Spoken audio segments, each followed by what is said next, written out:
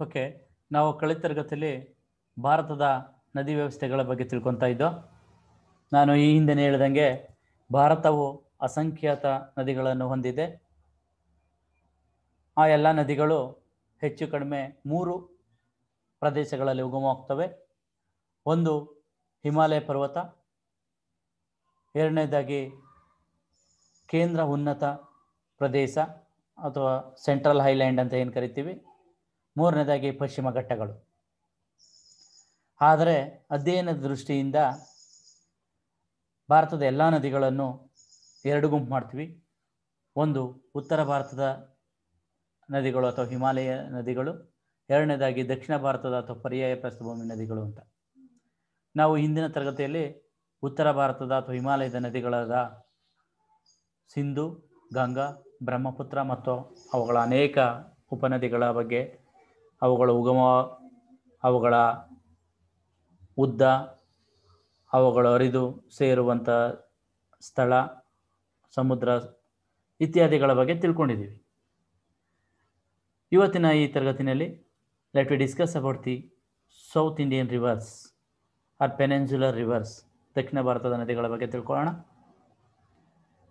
ಇಲ್ಲಿ ದಕ್ಷಿಣ ಭಾರತದ ನದಿಗಳ ಬಗ್ಗೆ ಅಧ್ಯಯನ ಮಾಡಬೇಕಾದ್ರೆ ಬಹುತೇಕ ನದಿಗಳು ಈ ಪರ್ಯಾಯ ಪ್ರಸ್ಥಭೂಮಿಯಲ್ಲಿ ಹುಟ್ಟುತ್ತವೆ. ಸಾಮಾನ್ಯವಾಗಿ ಹೆಚ್ಚಿನ ನದಿಗಳು ಈ ಒಂದು ಪಶ್ಚಿಮ ಘಟ್ಟಗಳಲ್ಲಿ ಉಗಮವಾಗ್ತವೆ. ಕೆಲವೇ ನದಿಗಳು ಕೇಂದ್ರ ಉನ್ನತಿ ಪ್ರದೇಶದಲ್ಲೂ ಉಗಮವಾಗ್ತವೆ. ಸಾಮಾನ್ಯವಾಗಿ ಈ ಪಶ್ಚಿಮ ಘಟ್ಟಗಳು ಅಂತ ಏನು ಕರಿತೀವೋ ಇದು ಜಲ ವಿಭಜಕದ ರೀತಿಯಲ್ಲಿ ದಕ್ಷಿಣದಲ್ಲಿ ಉಗಮವಾಗುವಂಥ ನದಿಗಳನ್ನು 2 ಭಾಗಗಳಾಗಿ ವಿಂಗಡಣೆ ಮಾಡ್ತವೆ, ವಿಭಜಿಸ್ತವೆ. ಪಶ್ಚಿಮ ಘಟ್ಟಗಳಲ್ಲೇ ಉಗಮವಾಗುವಂಥ ಅನೇಕ ನದಿಗಳು ಪೂರ್ವಕ್ಕೆ ಹರಿದು ಬಂಗಾಳ ಕೊಲ್ಲಿಯನ್ನು ಸೇರ್ತವೆ. ಪಶ್ಚಿಮ ಘಟ್ಟಗಳಲ್ಲೇ ಉಗಮವಾಗುವಂಥ ಕೆಲವು ನದಿಗಳು ಪಶ್ಚಿಮಕ್ಕೆ ಹರಿದು ಅರಬ್ಬಿ ಸಮುದ್ರವನ್ನು ಸೇರ್ತವೆ. ಹಾಗಾಗಿ ಈ ಪಶ್ಚಿಮ ಘಟ್ಟಗಳು ಜಲ ವಿಭಜಕದ ರೀತಿಯಲ್ಲಿ ನದಿಗಳನ್ನು, ಅದರಲ್ಲೂ ದಕ್ಷಿಣ ಭಾರತದ ನದಿಗಳನ್ನು ವಿಭಾಗ ಮಾಡ್ತವೆ. ಹಾಗಾದರೆ ಈ ದಕ್ಷಿಣ ಭಾರತದ ನದಿಗಳು ಯಾವ್ಯಾವು, ಸೊ ಎಲ್ಲಿ ಉಗಮವಾಗ್ತವೆ, ಎಷ್ಟು ಉದ್ದ ಹರಿತವೆ, ಅದರ ಉಪನದಿಗಳು ಯಾವ್ಯಾವು ಅನ್ನೋದು ತಿಳ್ಕೊಳ್ಳೋದಕ್ಕೆ ಮೊದಲು ದಕ್ಷಿಣ ಭಾರತದ ನದಿಗಳನ್ನು ನಾವು 2 ಗುಂಪಾಗಿ ವಿಂಗಡಣೆ ಮಾಡ್ತೀವಿ ಅಧ್ಯಯನದ ದೃಷ್ಟಿಯಿಂದ. ಒಂದು ಪೂರ್ವಕ್ಕೆ ಹರಿಯುವ ನದಿಗಳ ಗುಂಪು, ಇನ್ನೊಂದು ಪಶ್ಚಿಮಕ್ಕೆ ಹರಿಯುವ ನದಿಗಳ ಗುಂಪು, the east flowing rivers and west flowing rivers. First let us see east flowing rivers, ಪೂರ್ವಕ್ಕೆ ಹರಿಯುವ ನದಿಗಳ ಬಗ್ಗೆ ನೋಡೋಣ. ಸಾಮಾನ್ಯವಾಗಿ ಪೂರ್ವಕ್ಕೆ ಹರಿಯುವ ನದಿಗಳು ಪಶ್ಚಿಮ ಘಟ್ಟಗಳಲ್ಲಿ ಉಗಮವಾಗಿ ಪೂರ್ವಕ್ಕೆ ಹರಿದು ಬಂಗಾಳ ಕೊಲ್ಲಿಯನ್ನು ಸೇರ್ತವೆ. ಅದರಲ್ಲಿ ಮಹಾನದಿ ಸಾಮಾನ್ಯವಾಗಿ ಕೇಂದ್ರ ಉನ್ನತಿ ಪ್ರದೇಶದಲ್ಲಿ, ಅದರ ಮೈಕಲ್ ರೇಂಜಲ್ಲಿ ಉಗಮವಾಗ್ತದೆ. ಇಲ್ಲಿನ ಪ್ರಮುಖ ನದಿಗಳೆಂದರೆ ಮಹಾನದಿ, ಗೋದಾವರಿ, ಕೃಷ್ಣ, ಕಾವೇರಿ ಮತ್ತು ಅನೇಕ ಸಣ್ಣ ಸಣ್ಣ ನದಿಗಳು ಮತ್ತು ಇವುಗಳ ಉಪನದಿಗಳು. ಆಗ ಒಂದೊಂದಾಗಿ ಡಿಸ್ಕಸ್ ಮಾಡೋಣ. ಮೊದಲು ಮಹಾನದಿ. ಇದು ಛತ್ತೀಸ್ಗಢ ರಾಜ್ಯದ ರಾಯಪುರ ಜಿಲ್ಲೆಯ ಸಿಮ್ಮಾವಾ ಎಂಬ ಪ್ರದೇಶದಲ್ಲಿ ಉಗಮವಾಗ್ತದೆ. ನಂತರ ಛತ್ತೀಸ್ಗಢ ಮತ್ತು ಒಡಿಸ್ಸಾದ ಮೂಲಕ ಸುಮಾರು 885 ಕಿಲೋಮೀಟರ್ ಪೂರ್ವಕ್ಕೆ ಹರಿದು ಅಂತಿಮವಾಗಿ ಒಡಿಸ್ಸಾ ರಾಜ್ಯದ ಕಟಕ್ ಎಂಬಲ್ಲಿ ಬಂಗಾಳ ಕೊಲ್ಲಿನ ಸೇರ್ತದೆ. ಈ ಮಹಾನದಿಯನ್ನು ಒಡಿಸ್ಸಾದ ಕಣ್ಣೀರಿನ ನದಿ ಅಂತ ಕರೀತಾರೆ. It's A tears of Orissa, sir of Orissa ಅಂತ ಕರೀತಾರೆ. ಕಾರಣ ಪದೇ ಪದೇ ಇದು ಪ್ರವಾಹಕ್ಕೆ ತುತ್ತಾಗಿ ಅಪಾರ ಪ್ರಮಾಣದ ಆಸ್ತಿಪಾಸ್ತಿ ಹಾನಿ ಮತ್ತು ಜೀವಹಾನಿಯನ್ನು ಉಂಟು ಮಾಡ್ತದೆ. ಹಾಗಾಗಿ ಇದನ್ನು ಕಣ್ಣೀರಿನ ನದಿ ಅಂತ ಕರಿತೀವಿ. ಜೊತೆಗೆ ಈ ನದಿ ಅತ್ಯಂತ ಪ್ರಮುಖವಾದ ನದಿ. ಕಾರಣ ಭಾರತದಲ್ಲಿ ಅತಿ ದೊಡ್ಡ ವಿಶಾಲವಾದ ಹಿರಾಕುಡ್ ಪ್ರಾಜೆಕ್ಟ್, ಹಿರಾಕುಡ್ ಯೋಜನೆಯನ್ನು ಈ ನದಿಗೆ ಅಡ್ಡಲಾಗಿ ನಿರ್ಮಿಸಲಾಗಿದೆ. ಜೊತೆಗೆ ಇದರ ಕೆಲವು ಉಪನದಿಗಳಿಗೆ ತಿಕರಾಪುರ, ನಾರಾಜ್ ಮುಂತಾದ ಅಣೆಕಟ್ಟುಗಳನ್ನು ನಿರ್ಮಿಸಲಾಗಿದೆ. ನಾನು ಆಗಲೇ ಹೇಳ್ದಂಗೆ ಇದು ಪ್ರವಾಹವನ್ನು ಸೃಷ್ಟಿ ಮಾಡುತ್ತದೆ. ಜೊತೆಗೆ ಇದರಿಂದ ಅನೇಕ ಅನುಕೂಲಗಳಿವೆ. ಇಲ್ಲಿ ಇರುವಂಥ ನೀರಾವರಿ ಯೋಜನೆಗಳು, ಉದಾಹರಣೆ ಹಿರಾಕುಡ್ ಪ್ರಾಜೆಕ್ಟ್ ಇರ್ಬೋದು, ಜಲವಿದ್ಯುತ್ ಉತ್ಪಾದನಾ ಘಟಕಗಳು ಮತ್ತು ಪ್ರವಾಹ ನಿಯಂತ್ರಣ ಕಾರ್ಯಕ್ರಮಗಳಿರ್ಬೋದು, ಜಲಾಶಯಗಳು, ಅಣೆಕಟ್ಟೆಗಳು ನಿರ್ಮಾಣ ಮಾಡುವ ಮೂಲಕ ಈ ನದಿ ಒಡಿಸ್ಸಾಗೆ ಮಹತ್ವವಾದ ಒಂದು ಅನುಕೂಲಗಳನ್ನು ಮಾಡಿಕೊಡ್ತದೆ. ಈ ನದಿ ಅನೇಕ ಉಪನದಿಗಳನ್ನು ಹೊಂದಿದ್ದು ಮುಖ್ಯವಾಗಿ ಸುವರ್ಣರೇಖಾ, ಶಿವನಾಥ್, ಹಾಜ್ಡೋ, ಮುಂಡ್, ಇಬ್, ಋಷಿಕಲ್ಯ ಮುಂತಾದವು. ನೋಡಿ, ನಾವು ಈ ನಕ್ಷೆನಲ್ಲಿ ನೋಡ್ಬೋದು. ಈ ಒಂದು ಮಹಾನದಿ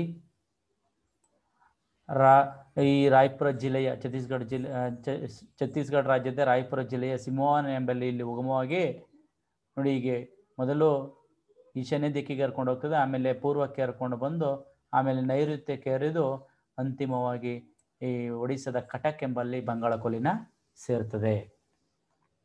ಎರಡನೇದಾಗಿ ಗೋದಾವರಿ ನದಿ. ಇದು ದಕ್ಷಿಣ ಭಾರತದಲ್ಲಿ ಅತಿ ಉದ್ದವಾದ ನದಿಯಾಗಿದ್ದು ಇದನ್ನು ರುದ್ರಗಂಗಾ ಅಂತ ಕರಿತೀವಿ. ಕಾರಣ ಇದು ದಕ್ಷಿಣ ಭಾರತದಲ್ಲಿ ಉದ್ದವಾಗಿದೆ, ಜೊತೆಗೆ ಪ್ರಾಚೀನವಾದ ನದಿಯಾಗಿದ್ದು ಈ ಉತ್ತರದಲ್ಲಿ ಏನು ಗಂಗಾ ನದಿಯಷ್ಟೇ ಪ್ರಾಮುಖ್ಯತೆ ಇದಕ್ಕಿದೆ, ಹಾಗಾಗಿ ಇದನ್ನು ರುದ್ರಗಂಗಾ ಅಂತ ಕರಿತೀವಿ. ಇದು ಮಹಾರಾಷ್ಟ್ರದ ಸಹ್ಯಾದ್ರಿ ಬೆಟ್ಟದ ಪ್ರದೇಶದಲ್ಲಿ ನಾಸಿಕ್ ಜಿಲ್ಲೆಯ ತ್ರಯಂಬಕೇಶ್ವರ ಎಂಬಲ್ಲಿ ಉಗಮವಾಗ್ತದೆ. ಸಹ್ಯಾದ್ರಿ ಬೆಟ್ಟ ಅಂದರೆ ಪಶ್ಚಿಮ ಘಟ್ಟಗಳು. ಈ ನಾಸಿಕ್ ಜಿಲ್ಲೆಯಲ್ಲಿರುವಂಥ ಈ ಪಶ್ಚಿಮ ಘಟ್ಟಗಳಲ್ಲಿ ಕಂಡುಬರುವಂಥ ತ್ರಯಂಬಕೇಶ್ವರ ಅಥವಾ ತ್ರಯಂಬಕ ಎಂಬ ಪ್ರದೇಶದಲ್ಲಿ ಇದು ಉಗಮವಾಗಿ ಸುಮಾರು 1465 ಕಿಲೋಮೀಟರ್ಗಳಷ್ಟು ಮಹಾರಾಷ್ಟ್ರ ಆಂಧ್ರ ಪ್ರದೇಶದ ಮೂಲಕ ಪೂರ್ವಕ್ಕೆ ಹರಿದು ಆಂಧ್ರ ಪ್ರದೇಶದ ಕಾಕಿನಾಡ ಎಂಬಲ್ಲಿ, ಈ ಭಾಗದಲ್ಲಿ ಕಾಕಿನಾಡ, ಇಲ್ಲಿ ನಕ್ಷೆಯಲ್ಲಿ ನೋಡ್ಬೋದು, ಈ ಕಾಕಿನಾಡ ಎಂಬಲ್ಲಿ ಬಂಗಾಳ ಕೊಲ್ಲಿಯನ್ನು ಸೇರುತ್ತದೆ. ಇದು ಉಗಮವಾಗೋದು ಮಹಾರಾಷ್ಟ್ರದ ತ್ರಯಂಬಕೇಶ್ವರ. ನೋಡಿ, ಇಲ್ಲಿ ನಾಸಿಕ್ ಜಿಲ್ಲೆಯಲ್ಲಿ ಪೂರ್ವಕ್ಕೆ ಮಹಾರಾಷ್ಟ್ರ ಮತ್ತು ಆಂಧ್ರ ಪ್ರದೇಶದ ಮೂಲಕ ಹರಿದು ಅಂತಿಮವಾಗಿ ಕಾಕಿನಾಡ ಎಂಬಲ್ಲಿ ಬಂಗಾಳ ಕೊಲ್ಲಿಯನ್ನು ಸೇರ್ತದೆ. ಇದು ಅನೇಕ ಉಪನದಿಗಳನ್ನು ಹೊಂದಿದ್ದು ಮುಖ್ಯವಾಗಿ ಪೇನ್ಗಂಗಾ, ವೇನ್ಗಂಗಾ, ವರ್ಧಾ, ಮಂಜ್ರಾ, ಸಬರಿ, ಇಂದ್ರಾವತಿ ಮುಂತಾದವುಗಳು.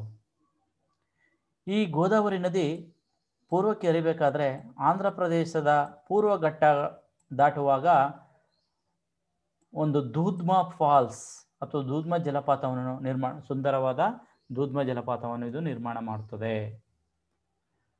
ಮೂರನೇದಾಗಿ ಕೃಷ್ಣಾ ನದಿ. ಇದು ದಕ್ಷಿಣ ಭಾರತದಲ್ಲಿ ಎರಡನೇ ಉದ್ದವಾದ ನದಿ, ಇಡೀ ಭಾರತದಲ್ಲಿ ಮೂರನೇ ಉದ್ದವಾದ ನದಿಯಾಗಿದ್ದು ಮಹಾರಾಷ್ಟ್ರದ ಸಹ್ಯಾದ್ರಿ ಬೆಟ್ಟದಲ್ಲೇ ಮಹಾಬಲೇಶ್ವರ ಎಂಬ ಸ್ಥಳದಲ್ಲಿ ಉಗಮವಾಗ್ತದೆ. ಇದು ಮಹಾರಾಷ್ಟ್ರ, ಕರ್ನಾಟಕ ಮತ್ತು ಆಂಧ್ರ ಪ್ರದೇಶದ ಮೂಲಕ ಸುಮಾರು 1400 ಕಿಲೋಮೀಟರ್ ಉದ್ದ ಹರಿದು ಪೂರ್ವಾಭಿಮುಖವಾಗಿ ಅಂತಿಮವಾಗಿ ಆಂಧ್ರ ಪ್ರದೇಶದ ನಿಜಾಮಪಟ್ಟಣದ ಬಳಿ ಬಂಗಾಳ ಕೊಲ್ಲಿಯನ್ನು ಸೇರ್ತದೆ. 1400 ಕಿಲೋಮೀಟರ್ ಉದ್ದ. ಆದರೆ ಇದು ಕರ್ನಾಟಕದಲ್ಲಿ ಸುಮಾರು 480 ಕಿಲೋಮೀಟರ್ ಉದ್ದ ಹರಿತದೆ. ಈ ಕೃಷ್ಣಾ ನದಿ ಕರ್ನಾಟಕದಲ್ಲಿ ಹರಿಯುವಂಥ ನದಿಗಳಲ್ಲಿ ಅತಿ ಉದ್ದವಾದ ನದಿಯಾಗಿದೆ. ಇದು ಉತ್ತರ ಕರ್ನಾಟಕದ ಪ್ರಮುಖವಾದ ನದಿಯಾಗಿದ್ದು ಮಹಾರಾಷ್ಟ್ರದಲ್ಲಿ ಉಗಮವಾಯ್ತದೆ, ಆಂಧ್ರ ಪ್ರದೇಶದಲ್ಲಿ ನಿಜಾಮಪಟ್ಟಣದ ಹತ್ರ ಹೋಗಿ ಬಂಗಾಳ ಕೊಲ್ಲಿಯನ್ನು ಸೇರ್ತದೆ. ಆದರೆ ಕರ್ನಾಟಕಕ್ಕೆ ಅತಿ ಮುಖ್ಯವಾದ ನದಿ, ಅದರಲ್ಲೂ ಉತ್ತರ ಕರ್ನಾಟಕಕ್ಕೆ ಮುಖ್ಯವಾದ ನದಿ. ಇದು ಅನೇಕ ಉಪನದಿಗಳನ್ನು ಹೊಂದಿದ್ದು ಕೊಯ್ನಾ, ಯೆರ್ಲಾ, ವರ್ಣ, ಪಂಚ್ಗಂಗಾ, ದೂದ್ಗಂಗಾ, ಘಟಪ್ರಭಾ, ಮಲಪ್ರಭಾ, ಭೀಮ, ದೋಣಿ, ಮುಸಿ, ತುಂಗಭದ್ರಾ ಹೀಗೆ ಅನೇಕ ನದಿಗಳನ್ನು ಹೊಂದಿದೆ. ಸಾಮಾನ್ಯವಾಗಿ ಪ್ರತಿಯೊಂದು ಉಪನದಿಗಳು ಅತ್ಯಂತ ಪ್ರಾಮುಖ್ಯತೆಯನ್ನು ಹೊಂದಿವೆ. ಯಾಕೆಂದರೆ ಉತ್ತರ ಕರ್ನಾಟಕದ ಈ ಬಯಲು ಸೀಮೆ ಪ್ರದೇಶಕ್ಕೆ ಈ ನದಿಗಳು ತುಂಬ ಪ್ರಮುಖವಾದ ಕೊಡುಗೆಯನ್ನು ನೀಡುತ್ತವೆ. ಅದರಲ್ಲೂ ಪಂಚ ನದಿಗಳು, 5 ನದಿಗಳು ಘಟಪ್ರಭಾ, ಮಲಪ್ರಭಾ, ಭೀಮ, ದೋಣಿ, ತುಂಗಭದ್ರಾ ನದಿಗಳು ಅತ್ಯಂತ ಪ್ರಮುಖವಾದವು. ಕೊಯ್ನಾ ನದಿ, ಯೆರ್ಲಾ, ವರ್ಣ ನದಿಗಳು, ಪಂಚ್ಗಂಗಾ, ದೂದ್ಗಂಗಾ ಇವೆಲ್ಲ ಮಹಾರಾಷ್ಟ್ರದಲ್ಲಿ ಹರಿತವೆ. ಹಾಗಾಗಿ ಈ ನದಿ, ಕೃಷ್ಣಾ ನದಿ ಉತ್ತರ ಕರ್ನಾಟಕದ ಅತ್ಯಂತ ಪ್ರಮುಖವಾದ ನದಿಯಾಗಿದ್ದು ಕರ್ನಾಟಕದಲ್ಲೇ ಉದ್ದವಾದ ನದಿಯಾಗಿದೆ. ಇನ್ನು ಕಾವೇರಿ ನದಿ. ಈ ಕಾವೇರಿ ನದಿ ದಕ್ಷಿಣ ಕರ್ನಾಟಕದ ಅತ್ಯಂತ ಪ್ರಮುಖವಾದ ನದಿ. ಇದನ್ನು ದಕ್ಷಿಣ ಭಾರತದ ಗಂಗಾ ನದಿ ಅಂತ ಕರಿತೀವಿ, ದಕ್ಷಿಣ ಗಂಗೆ ಅಂತ ಕರಿತೀವಿ. ಇದು ಕೊಡಗು ಜಿಲ್ಲೆಯ ಬ್ರಹ್ಮಗಿರಿ ಬೆಟ್ಟದ ತಲಕಾವೇರಿ ಎಂಬಲ್ಲಿ ಉಗಮವಾಗ್ತದೆ. ಈ ನದಿಯು ತಲಕಾವೇರಿಯಲ್ಲಿ ಉಗಮವಾಗಿ ಕರ್ನಾಟಕ, ಕೇರಳ, ತಮಿಳುನಾಡು ಮತ್ತು ಪಾಂಡಿಚೇರಿಗಳ ಮೂಲಕ ಸುಮಾರು 805 ಕಿಲೋಮೀಟರ್ ಪೂರ್ವಕ್ಕೆ ಹರಿದು ತಮಿಳುನಾಡಿನ ಕಾವೇರಿ ಪಟ್ಟಣಂ ಎಂಬಲ್ಲಿ ಬಂಗಾಳ ಕೊಲ್ಲಿನ ಹೋಗಿ ಸೇರ್ಕೊತದೆ. ಇದರ ಉದ್ದ ಕರ್ನಾಟಕದಲ್ಲಿ 380 ಕಿಲೋಮೀಟರ್ಗಳಿದ್ದು ಕರ್ನಾಟಕಕ್ಕೆ ತುಂಬ ಪ್ರಮುಖವಾದ ಕೊಡುಗೆಯನ್ನು ನೀಡುತ್ತದೆ. ಈ ನದಿ ತಾನು ಹರಿಯುವ ಮಾರ್ಗದಲ್ಲಿ 3 ಅಂತರ್ನದಿ ದ್ವೀಪಗಳನ್ನು ಸೃಷ್ಟಿ ಮಾಡ್ತದೆ. ಅಂತರ್ನದಿ ದ್ವೀಪಗಳು ಅಂದರೆ ನಾವು ಈ ಹಿಂದೆ ಬ್ರಹ್ಮಪುತ್ರ ನದಿ ನಿರ್ಮಾಣ ಮಾಡುವಂಥ ಮಜೋಲಿ ನದಿ ದ್ವೀಪ, ಅಂದರೆ ನದಿ ಹರಿತಾ ಇರಬೇಕಾದ್ರೆ ಯಾವುದಾದ್ರೂ ಒಂದು ಭೂಭಾಗದಲ್ಲಿ 2 ಕವಲುಗಳಾಗಿ ಒಡೆದು ಮತ್ತೆ ಆ ಭೂಭಾಗದಿಂದ ಹೊರಕ್ಕೆ ಹೋಗಿ ಮತ್ತೆ ಸೇರುವುದು, ಆ ಮಧ್ಯದಲ್ಲಿರೋದು ನದಿ ದ್ವೀಪ, ಅಂತರ್ನದಿ ದ್ವೀಪ ಅಂತ ಕರಿತೀವಿ. ಅದೇ ರೀತಿ ಇಲ್ಲಿ ಕರ್ನಾಟಕದಲ್ಲಿ ಕಾವೇರಿ ನದಿ 3 ಅಂತರ್ನದಿ ದ್ವೀಪಗಳನ್ನು ನಿರ್ಮಾಣ ಮಾಡ್ತದೆ. ಒಂದು ಶ್ರೀರಂಗಪಟ್ಟಣ, ಇದನ್ನು ಆದಿರಂಗ ಅಂತ ಕರಿತೀವಿ. ಶಿವನ ಸಮುದ್ರ ಮಧ್ಯರಂಗ ಅಂತ ಕರಿತೀವಿ. ತಮಿಳುನಾಡಿನ ಶ್ರೀರಂಗಂ ಅಂತ್ಯರಂಗ ಅಂತ ಕರಿತೀವಿ. ಈ ರೀತಿ 3 ನದಿ ದ್ವೀಪಗಳನ್ನು ಇದು ಸೃಷ್ಟಿ ಮಾಡ್ತದೆ. ಇನ್ನು ಈ ಕಾವೇರಿ ನದಿ ಶಿವನ ಸಮುದ್ರದ ಹತ್ರ ಗಗನಚುಕ್ಕಿ ಭರಚುಕ್ಕಿ ಎಂಬ ಜಲಪಾತಗಳನ್ನು ಸೃಷ್ಟಿ ಮಾಡ್ತದೆ. ಅದೇ ರೀತಿ ಮೈಸೂರು ಜಿಲ್ಲೆಯಲ್ಲಿ ಚುಂಚನಕಟ್ಟೆ ಜಲಪಾತ, ತಮಿಳುನಾಡು ಮತ್ತು ಕರ್ನಾಟಕದ ಗಡಿನಲ್ಲಿ ಹೊಗೆನೇಕಲ್ ಜಲಪಾತ ಮತ್ತು ಮಡಿಕೇರಿನಲ್ಲಿ ಬೀಚ್ ಜಲಪಾತ ಎಂಬ ಸುಂದರವಾದ ಜಲಪಾತಗಳನ್ನು ಸೃಷ್ಟಿ ಮಾಡ್ತದೆ. ಈ ನದಿ ತುಂಬ ಪ್ರಮುಖವಾದ ನದಿ. ಏಕೆಂದರೆ ನಮಗೆಲ್ಲ ಗೊತ್ತಿದೆ, 1902ರಲ್ಲಿ ಭಾರತದಲ್ಲಷ್ಟೇ ಅಲ್ಲ ಇಡೀ ಏಷ್ಯಾದಲ್ಲೇ ಮೊಟ್ಟ ಮೊದಲ ಜಲವಿದ್ಯುತ್ ಉತ್ಪಾದನಾ ಘಟಕ ಈ ಕಾವೇರಿ ನದಿಗೆ ಶಿವನ ಸಮುದ್ರಂ ಎಂಬಲ್ಲಿ ಪ್ರಾರಂಭ ಮಾಡ್ತಾರೆ. ಅಷ್ಟೇ ಅಲ್ಲದೆ ಈ ಕಾವೇರಿ ನದಿಗೆ ಅಡ್ಡಲಾಗಿ ಅದರ ಉಪನದಿಗಳಿಗೆ ಸೇರಿ ಅನೇಕ ಜಲಾಶಯಗಳ ನಿರ್ಮಾಣ ಮಾಡಿ ಕೃಷಿ, ವಿದ್ಯುತ್ ಉತ್ಪಾದನೆ ಮುಂತಾದಗಳಿಗೆ ಮಹತ್ತರವಾದ ಕೊಡುಗೆಯನ್ನು ನೀಡುತ್ತವೆ. ಪ್ರಮುಖವಾದ ಜಲಾಶಯಗಳು ನಮಗೆಲ್ಲ ಗೊತ್ತಿದೆ. KRS ಕೃಷ್ಣರಾಜಸಾಗರ, ಹಾರಂಗಿ, ಕಬಿನಿ, ಹೇಮಾವತಿ ಅಥವಾ ಗೋರೂರು ಡ್ಯಾಮ್ ಅಂತ ಏನು ಕರಿತೀವೋ ಇವೆಲ್ಲ, ಆಮೇಲೆ ತಮಿಳುನಾಡಿನ ಮೆಟ್ಟೂರು ಜಲಾಶಯ. ಸೊ ಹೀಗೆ ಈ ಕಾವೇರಿ ನದಿಯಿಂದ ಅನೇಕ ಉಪಯೋಗಗಳಾಗ್ತವೆ. ಇದರ ಪ್ರಮುಖ ಉಪನದಿಗಳೆಂದರೆ ಹೇಮಾವತಿ, ಲೋಕಪಾವನಿ, ಅರ್ಕಾವತಿ, ಲಕ್ಷ್ಮಣ ತೀರ್ಥ, ಕಬಿನಿ, ಸುವರ್ಣವತಿ, ಅಮರಾವತಿ ಮುಂತಾದವುಗಳು. ಇಷ್ಟು ಪೂರ್ವಕ್ಕೆ ಹರಿಯುವಂಥ ಪ್ರಮುಖವಾದ ನದಿಗಳು. ನಂತರ ಪಶ್ಚಿಮಕ್ಕೆ ಹರಿಯುವಂಥ ಕೆಲವು ನದಿಗಳನ್ನು ನೋಡೋದಾದರೆ ಇವೆಲ್ಲ ಚಿಕ್ಕ ನದಿಗಳು. ಪಶ್ಚಿಮ ಘಟ್ಟದಲ್ಲಿ ಹುಟ್ಟಿ ಪಶ್ಚಿಮಕ್ಕೆ ಸ್ವಲ್ಪ ದೂರ ಹರಿದು ಅರಬ್ಬಿ ಸಮುದ್ರವನ್ನು ಸೇರ್ಕೊಬಿಡ್ತವೆ. ಕೆಲವೊಂದು ನದಿಗಳು ಇದರಲ್ಲಿ ನರ್ಮದಾ, ತಪತಿ ಇವೆಲ್ಲ ಈ ಕೇಂದ್ರ ಉನ್ನತ ಪ್ರದೇಶದ ಮೈಕಲ್ ಶ್ರೇಣಿನಲ್ಲಿ ಉಗಮವಾಗ್ತವೆ. ಕೆಲವೊಂದು ಉದಾಹರಣೆ ಲೂನಿ, ಶಬರಮತಿ ಎಲ್ಲ ಅರಾವಳಿ ಪರ್ವತದಲ್ಲಿ ಉಗಮವಾಗ್ತವೆ. ಮಿಕ್ಕದವೆಲ್ಲ ನೇತ್ರಾವತಿ, ಶರಾವತಿ, ಪೆರಿಯಾರು ಇವೆಲ್ಲ ಪಶ್ಚಿಮ ಘಟ್ಟದಲ್ಲಿ ಉಗಮವಾಗಿ ಪಶ್ಚಿಮಕ್ಕೆ ಹರಿದು ಅರಬ್ಬಿ ಸಮುದ್ರಕ್ಕೆ ಹೋಗಿ ಸೇರ್ತವೆ. Let us C one by one. ಮೊದಲನೇದಾಗಿ ನರ್ಮದಾ ನದಿ. ಇದು ಮಧ್ಯಪ್ರದೇಶದ ಮೈಕಲ್ ಪರ್ವತ ಶ್ರೇಣಿಯ ಅಮರಕಂಟಕ ಪ್ರದೇಶದಲ್ಲಿ ಉಗಮವಾಗ್ತದೆ. ನೋಡಿ ಇಲ್ಲಿ ಅಮರಕಂಟಕ ಶ್ರೇಣಿಯಲ್ಲಿ ಉಗಮವಾಗ್ತದೆ ನೋಡಿ ಇಲ್ಲಿ. ಅದೇ ರೀತಿ ಪಶ್ಚಿಮಕ್ಕೆ ಸುಮಾರು 1312 ಕಿಲೋಮೀಟರ್ ಹರಿದು ಮಧ್ಯಪ್ರದೇಶ ಗುಜರಾತ್ಗಳ ನಡುವೆ ಮಧ್ಯಪ್ರದೇಶ ಮತ್ತು ಗುಜರಾತ್ಗಳ ಮುಖಾಂತರ 1312 ಕಿಲೋಮೀಟರ್ ಪಶ್ಚಿಮಕ್ಕೆ ಹರಿದು ಗುಜರಾತಿನ ಭರೂಚ್ ಎಂಬಲ್ಲಿ ಅರಬ್ಬಿ ಸಮುದ್ರವನ್ನು ಸೇರ್ತದೆ. ಅದು ಕಂಬತ್ ಕೊಲ್ಲಿ ಅಂತ ಬರುತ್ತೆ, ಗಲ್ಫ್ ಆಫ್ ಕಂಬ್ಯಾಚ್, ಅಲ್ಲಿ ಹೋಗಿ ಅರಬ್ಬಿ ಸಮುದ್ರವನ್ನು ಸೇರ್ತದೆ. ಈ ನರ್ಮದಾ ನದಿ ಏನಿದೆ ಉತ್ತರದಲ್ಲಿ ವಿಂಧ್ಯ ಪರ್ವತ ಮತ್ತು ದಕ್ಷಿಣದಲ್ಲಿ ಸಾತ್ಪುರ ಪರ್ವತ, ಇವುಗಳ ನಡುವೆ ಏನು ಸೀಳು ಕಣಿವೆ, ರಿಫ್ಟ್ ವ್ಯಾಲಿ ಅಂತ ಕರಿತೀವಿ, ಆ ಸೀಳು ಕಣಿವೆ ಮೂಲಕ ಇದು ಹರ್ಕೊಂಡು ಹೋಗಿ ಅರಬ್ಬಿ ಸಮುದ್ರವನ್ನು ಸೇರ್ಕೊತದೆ. ಈ ನದಿ, ನರ್ಮದಾ ನದಿ ಹರಿಬೇಕಾದ್ರೆ 3 ಜಲಪಾತಗಳನ್ನು ಸೃಷ್ಟಿ ಮಾಡ್ತದೆ. ಒಂದು ಕಪಿಲಾಧಾರ, ಧುವಂಧರ್ ಮತ್ತು ದರ್ದಿ. ಇವುಗಳ ಉಪನದಿಗಳೆಂದರೆ, ಅಂದರೆ ಈ ನದಿಯ ಉಪನದಿಗಳೆಂದರೆ ಬುರ್ನೇರ್, ಶೇರ್, ಶಕ್ಕರ್, ಬಂಜಾರ್, ತಾವಾ ಇತ್ಯಾದಿ. ಇದು ಅತ್ಯಂತ ಪ್ರಮುಖವಾದ ನದಿ. ಯಾಕೆಂದರೆ ಪಶ್ಚಿಮಕ್ಕೆ ಹರಿಯುವ ನದಿಗಳಲ್ಲೇ ಅತ್ಯಂತ ಉದ್ದವಾದ ನದಿಯಾಗಿದೆ ಇದು ನರ್ಮದಾ ನದಿ. ನಂತರ ತಪತಿ ಅಥವಾ ತಾಪಿ ನದಿ ಅಂತಲೂ ಕೂಡ ಕರಿತೀವಿ. ಇದು ಸಹ ಮಧ್ಯಪ್ರದೇಶದ ಸಾತ್ಪುರ ಬೆಟ್ಟದ ಮುಲ್ತಾಯಿ ಎಂಬಲ್ಲಿ ಉಗಮವಾಗಿ ಈ ಭಾಗ, ಅಂದರೆ ನರ್ಮದಾ ನದಿಗಿಂತ ಇದು ಒಂದು ಸ್ವಲ್ಪ ಚಿಕ್ಕ ನದಿ. ಈ ಮುಲ್ತಾಯಿ ನೋಡಿ, ಈ ಭಾಗದಲ್ಲಿ ಇದು ಮಧ್ಯಪ್ರದೇಶದ ಸಾತ್ಪುರ ಬೆಟ್ಟಗಳ ಹತ್ರ ಮುಲ್ತಾಯಿ ಎಂಬ ಪ್ರದೇಶದಲ್ಲಿ ಉಗಮವಾಗಿ ಸುಮಾರು 725 ಕಿಲೋಮೀಟರ್ ಪಶ್ಚಿಮಕ್ಕೆ ಹರಿದು ಮಧ್ಯಪ್ರದೇಶ, ಗುಜರಾತಿನ ಮೂಲಕ ಹರಿದು ಗುಜರಾತಿನ ಸೂರತ್ ಎಂಬಲ್ಲಿ ಅರಬ್ಬಿ ಸಮುದ್ರವನ್ನು ಸೇರುತ್ತದೆ. ಈ ಭಾಗದಲ್ಲಿ ಇಲ್ಲಿ ಇದರ ಉಪನದಿಗಳೆಂದರೆ ಫಾಲ್ಕಿಟ್, ದತ್ರಂಜ್, ಗಂಜಾಲ್, ಹರ್ಕಿ, ಅರುಣಾವತಿ, ಮಾಕಂಕಿ ಇತ್ಯಾದಿ. ಇವು ಪಶ್ಚಿಮಕ್ಕೆ ಹರಿಯುವಂಥ ನದಿಗಳಲ್ಲಿ ನರ್ಮದಾ ಮತ್ತು ತಪತಿ. ಅದೇ ರೀತಿ ಶರಾವತಿ ನದಿ, ಇದು ಕರ್ನಾಟಕದಲ್ಲಿ ಅತ್ಯಂತ ಪ್ರಮುಖವಾದ, ಪಶ್ಚಿಮಕ್ಕೆ ಹರಿಯುವ ನದಿಗಳಲ್ಲಿ ಅತ್ಯಂತ ಪ್ರಮುಖವಾದದ್ದು.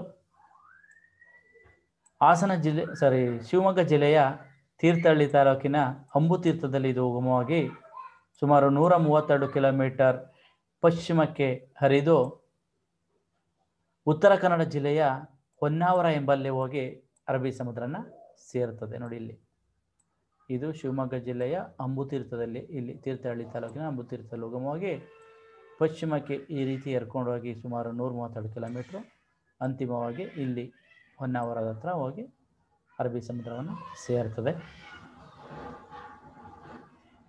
ಈ ನದಿ ಶಿವಮೊಗ್ಗ ಜಿಲ್ಲೆಯ ಸಾಗರ ತಾಲೂಕಿನ ಗೇರುಸೊಪ್ಪ ಎಂಬಲ್ಲಿ ಜಗತ್ ಪ್ರಸಿದ್ಧವಾದ, ಭಾರತದಲ್ಲಿ ಅತಿ ಎತ್ತರವಾದ, ತುಂಬ ಮನಮೋಹಕರವಾದ ಒಂದು ಜಲಪಾತವನ್ನು ಸೃಷ್ಟಿ ಮಾಡ್ತದೆ. ಅದನ್ನು ನಾವು ಜೋಗ್ ಜಲಪಾತ ಅಂತ ಕರಿತೀವಿ.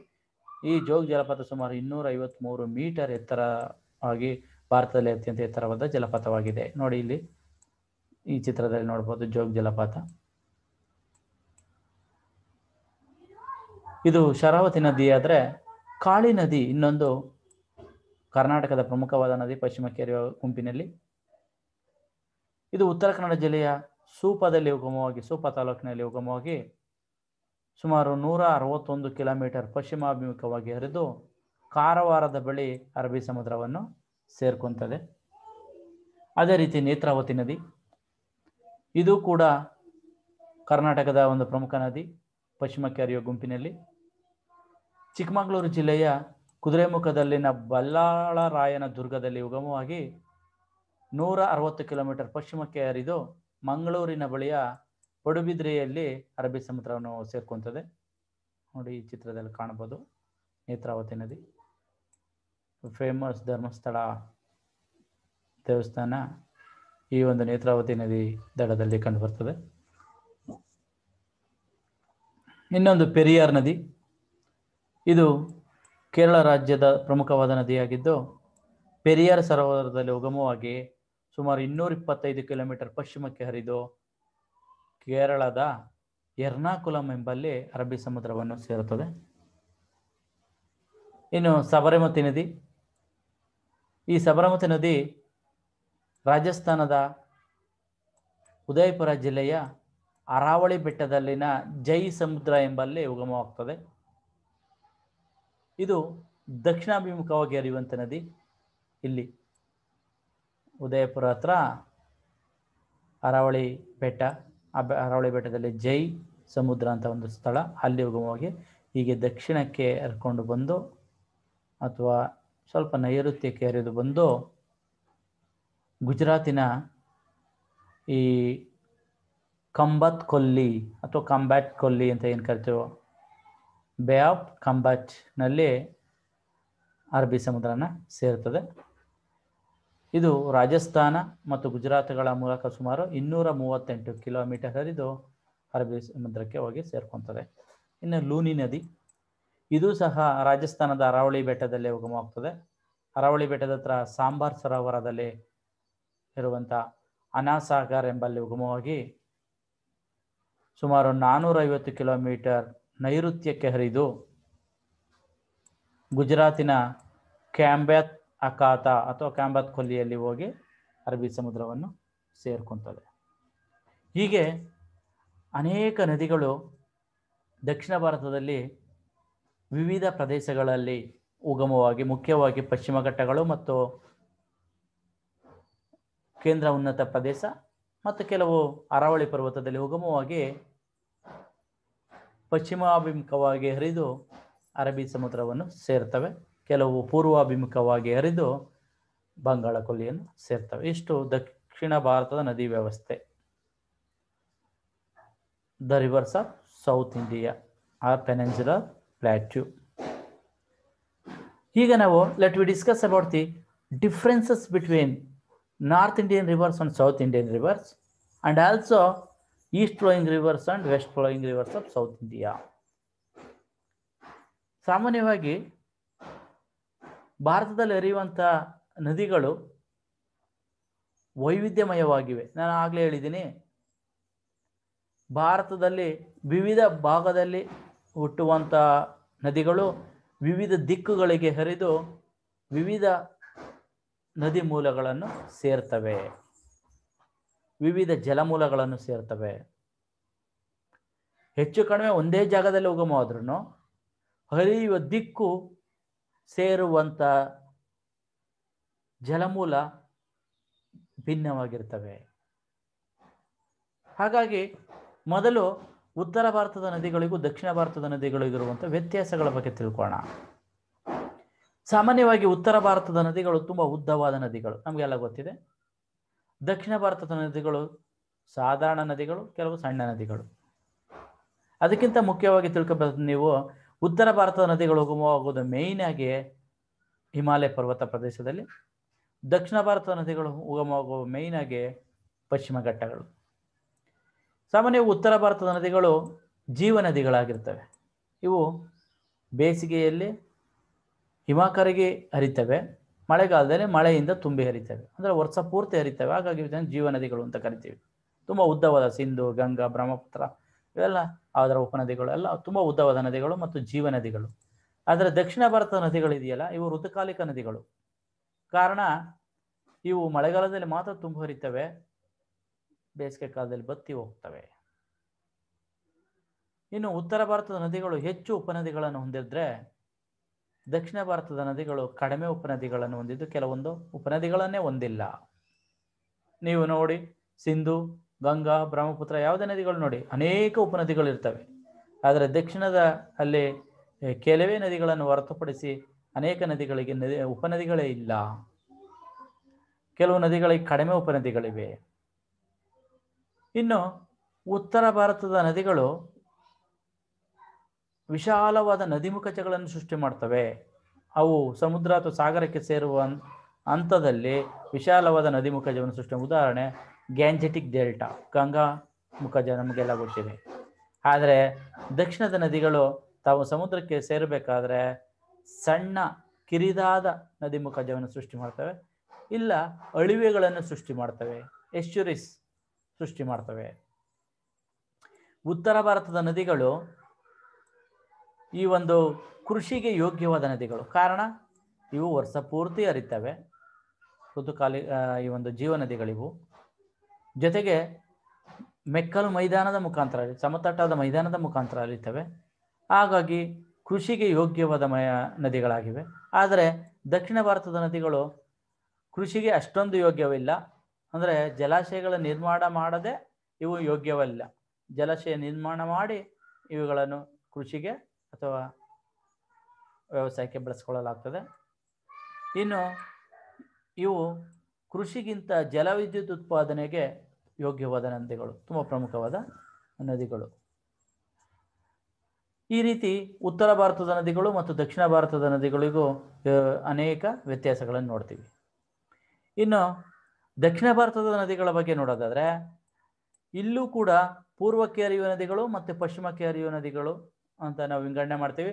ಹಾಗಾದರೆ ಪೂರ್ವಕ್ಕೆ ಹರಿಯುವ ನದಿಗಳಿಗೂ ಮತ್ತು ಪಶ್ಚಿಮಕ್ಕೆ ಹರಿಯುವ ನದಿಗಳಿಗಿರುವಂಥ ವ್ಯತ್ಯಾಸಗಳನ್ನು ತಿಳ್ಕೊಳ್ಬೇಕಾಗ್ತದೆ. ಇಲ್ಲಿ ಪೂರ್ವಕ್ಕೆ ಹರಿಯುವ ನದಿಗಳು ಸ್ವಲ್ಪ ಉದ್ದವಾದ ನದಿಗಳು ಪಶ್ಚಿಮಕ್ಕೆ ಹರಿಯುವ ನದಿಗಳಿಗೆ ಹೋಲಿಸಿದಾಗ. ಆದರೆ ಪಶ್ಚಿಮಕ್ಕೆ ಹರಿಯುವ ನದಿಗಳು ಸಣ್ಣ ನದಿಗಳಾಗಿರ್ತವೆ. ಪೂರ್ವಕ್ಕೆ ಹರಿಯುವ ನದಿಗಳು ಸ್ವಲ್ಪ ಹೆಚ್ಚಿನ ಉಪನದಿಗಳನ್ನು ಹೊಂದಿರ್ತವೆ. ಆದರೆ ಪಶ್ಚಿಮಕ್ಕೆ ಹರಿಯುವ ನದಿಗಳು ತುಂಬ ಕಡಿಮೆ ಅಥವಾ ಕೆಲವೊಂದು ಉಪನದಿಗಳನ್ನೇ ಹೊಂದಿಲ್ಲ. ಪೂರ್ವಕ್ಕೆ ಹರಿಯುವ ನದಿಗಳು ವಿಶಾಲವಾದ ನದಿಮುಖಜವನ್ನು ಸೃಷ್ಟಿ ಮಾಡಿದ್ರೆ, ಪಶ್ಚಿಮಕ್ಕೆ ಹರಿಯುವ ನದಿಗಳು ಅಳಿವೆಗಳನ್ನು ಸೃಷ್ಟಿ ಮಾಡ್ತವೆ. ಇವು ಒಂದು ಬಂದರುಗಳ ಅಥವಾ ರೈಲು ಪಟ್ಟಣಗಳ ನಿರ್ಮಾಣಕ್ಕೆ ತುಂಬ ಅನುಕೂಲವಾಗಿರ್ತವೆ. ವಿಶಾಲವಾದ ನದಿಮುಖಜ ಪೂರ್ವ ನದಿಗಳು ಸೃಷ್ಟಿ ಮಾಡ್ತವೆ, ಅವು ಕೃಷಿಗೆ ಯೋಗ್ಯವಾಗಿರ್ತವೆ. ಆದರೆ ಪಶ್ಚಿಮಕ್ಕೆ ಹರಿಯುವ ನದಿಗಳು ಅಳಿವೆಯನ್ನು ಸೃಷ್ಟಿ ಮಾಡ್ತವೆ, ಇವು ನೈಸರ್ಗಿಕ ಬಂದರುಗಳ ನಿರ್ಮಾಣಕ್ಕೆ ಯೋಗ್ಯವಾಗಿವೆ. ಇನ್ನು ಪೂರ್ವಕ್ಕೆ ಹರಿಯುವ ನದಿಗಳು ಸ್ವಲ್ಪ ಪ್ರಮಾಣದಲ್ಲಿ ಜಲ ಸಾರಿಗೆಗೂ ಯೋಗ್ಯವಾಗಿದ್ದು ಕೃಷಿಗೆ ಹೆಚ್ಚು ಪ್ರಾಮುಖ್ಯತೆಯನ್ನು ಕೊಡುತ್ತವೆ. ಆದರೆ ಪಶ್ಚಿಮಕ್ಕೆ ಹರಿಯುವ ನದಿಗಳೇನಿವೆ ಇವು ಬೆಟ್ಟ ಗುಡ್ಡಗಳಲ್ಲಿ ಪರ್ವತಗಳಲ್ಲಿ ಹರಿಯೋದ್ರಿಂದ ಜಲಪಾತಗಳನ್ನು ಸೃಷ್ಟಿ ಮಾಡ್ತವೆ. ಹಾಗಾಗಿ ಜಲವಿದ್ಯುತ್ ಉತ್ಪಾದನೆಗೆ ಯೋಗ್ಯವಾಗಿವೆ. ಈ ನಿಟ್ಟಿನಲ್ಲಿ ನಾವು ಪೂರ್ವಕ್ಕೆ ಹರಿಯುವ ಮತ್ತು ಪಶ್ಚಿಮಕ್ಕೆ ಹರಿಯುವ ನದಿಗಳ ವ್ಯತ್ಯಾಸವನ್ನು ಗಮನಿಸಿದಾಗ ಪಶ್ಚಿಮಕ್ಕೆ ಹರಿಯುವ ನದಿಗಳು ತುಂಬ ರಭಸವಾಗಿ ಹರಿತವೆ. ಯಾಕೆಂದರೆ ಶಾರ್ಟ್ ರಿವರ್ಸ್ ಇವು, ಅಂದರೆ ಕಡಿಮೆ ದೂರದವರೆಗೆ ಹರಿಯುವಂಥವು. ಅಂದರೆ ಪಶ್ಚಿಮ ಘಟ್ಟಗಳಲ್ಲೇ ಉಗಮವಾಗಿ ಪಶ್ಚಿಮಕ್ಕೆ ಹರಿಯೋದ್ರಿಂದ ಪಶ್ಚಿಮಕ್ಕೆ ಕಡಿದಾದ ಇಳಿಜಾರಿದೆ. ಹಾಗಾಗಿ ಇವು ತುಂಬ ರಭಸವಾಗಿ ಹರಿದು ಹತ್ತಿರ ಇರುವಂಥ ಅರಬ್ಬಿ ಸಮುದ್ರನ ಹೋಗಿ ಸೇರ್ಕೊತವೆ. ಆದರೆ ಈ ಪೂರ್ವಕ್ಕೆ ಹರಿಯುವ ನದಿಗಳೇನಿವೆ ಇವು ಪೂರ್ವಕ್ಕೆ ತುಂಬ ದೂರ ಹರಿತವೆ. ಅಷ್ಟೊಂದು ರಭಸವಾಗಿ ಹರಿಯಲ್ಲ, ಸಾಧಾರಣವಾಗಿ ಹರಿದ್ದು ಮೆಕ್ಕಲು ಮೈದಾನವನ್ನು ಸೃಷ್ಟಿ ಮಾಡ್ತವೆ ಪೂರ್ವ ಕರಾವಳಿ ತೀರದಲ್ಲಿ. ಹಾಗಾಗಿ ಇವು ಕೃಷಿಗೆ ತುಂಬ ಯೋಗ್ಯವಾಗಿವೆ. ಈ ರೀತಿ ಮೊದಲು ಉತ್ತರ ಭಾರತದ ನದಿಗಳಿಗೂ ಮತ್ತು ದಕ್ಷಿಣ ಭಾರತದ ನದಿಗಳಿಗೂ ಅನೇಕ ವ್ಯತ್ಯಾಸಗಳನ್ನು ನೋಡ್ತೀವಿ. ಅದೇ ರೀತಿ ದಕ್ಷಿಣ ಭಾರತದ ನದಿಗಳನ್ನು ನೋಡಿದಾಗ ಪೂರ್ವಕ್ಕೆ ಹರಿಯುವ ನದಿಗಳು ಮತ್ತು ಪಶ್ಚಿಮಕ್ಕೆ ಹರಿಯುವ ನದಿಗಳಿಗೆ ಅನೇಕ ಒಂದು ವ್ಯತ್ಯಾಸಗಳನ್ನು ನಾವು ನೋಡ್ತೀವಿ. ಇಷ್ಟು ದಕ್ಷಿಣ ಭಾರತದ ನದಿ ವ್ಯವಸ್ಥೆಗಳು. ಮುಂದಿನ ತರಗತಿಯಲ್ಲಿ ನಾವು ಭಾರತದ ವಾಯುಗುಣ ಮತ್ತು ಮಣ್ಣಿನ ಬಗ್ಗೆ ಅಧ್ಯಯನ ಮಾಡೋಣ. Thank you.